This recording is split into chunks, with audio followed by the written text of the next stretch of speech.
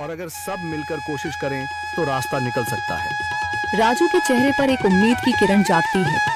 हाँ बाबा जी, अगर सब मिलकर काम करें तो हम पानी ढूंढ सकते हैं। हमने पहले कभी यह कोशिश ही नहीं की। लेकिन इतनी कठिन जमीन में नया कुआं खोदना आसान नहीं। मुश्किल जरूर है, नामुमकिन नहीं।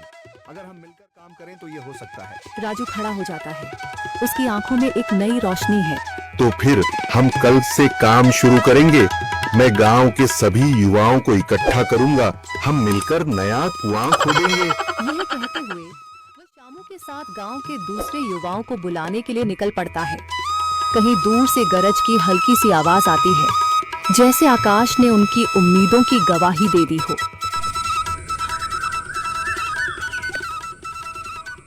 अगली सुबह राजू और शामू गांव के युवाओं को इकट्ठा करने निकल पड़े।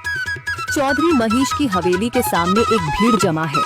बाबा जी, संदरी, गांव के कुछ बुजुर्ग और किसान सभी मौजूद हैं। हम हाथ पर हाथ रखकर नहीं बैठ सकते।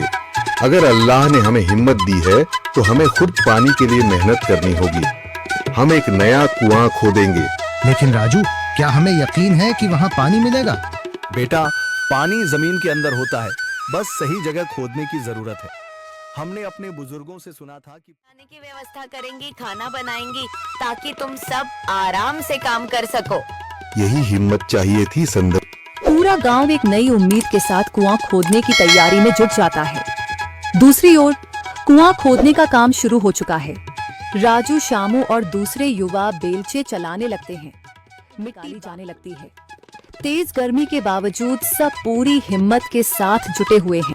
दोपहर की तेज धूप जमीन आग की तरह तप रही है। गांव के लोग लगातार कुआं खोदने में जुटे हैं। हाथ छिलने लगे हैं, माथे से पसीना बह रहा है, मगर किसी ने हार नहीं मानी। महिलाएं पानी और सत्तू लेकर आती हैं ताकि पुरुषों को कुछ राहत मिले। हमें और गहराई तक जाना होगा। अब तक सिर्फ सूखी मिट्टी और पत्थर ही निकल रहे हैं। राजू, यह बहुत कठिन काम है। अगर हमें पानी न मिला।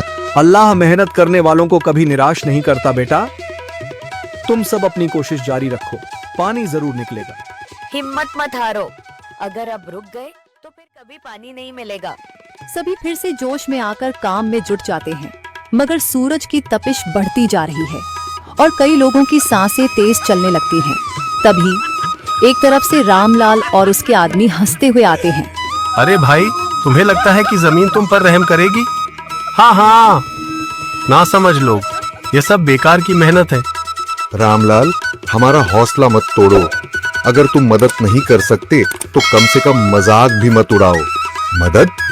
हाँ, मैं अपने कुएं का पानी बेच सकता हूँ, मगर मुफ्त में नहीं दूंगा।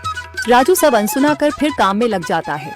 शाम होने लगती है, लेकिन अभी तक पानी का नामो निशान नहीं। कुछ लोग मायूस होकर पीछे हटने लगते हैं। राजू, शायद रामलाल सही कह रहा है। यह सब बेकार है। नहीं शामू, हमें हार नहीं माननी। अगर आज हार गए तो फिर कभी हिम्मत नहीं कर पाएंगे। तभी अचानक फावड़ा किसी कठोर चीज से टकराता है। एक अजीब सी आवाज आती है। राजू चौंक कर देखता है और जल्दी जल्दी मिट्टी हटाने लगता है। अचानक एक ठंडी लहर महसूस होती है। सभी लोग दौड़कर आते हैं। जैसे जैसे मिट्टी हटती है, नीचे से गीली जमीन नजर आने लगती है। सब हैरान रह जाते हैं। सुभान अल्लाह, मैंने कहा था ना, अल्लाह हमारी मेहनत को झाया नहीं करेगा। राजू और बाकी सभी जोर लगाते हैं। कुछ ही पलों बाद अचानक मिट्टी के नीचे से पानी की एक धारा फूट पड़ती है। गांव वाले खुशी से चिल्ला उठते हैं। पानी पानी निकल आया। यह अल्लाह की कुदरत है रामलाल, जिस पर तुम्हें यकीन नहीं था। पूरा गांव आनंद से झूम उठता है। लोग एक दूसरे को बधाइयां देते हैं।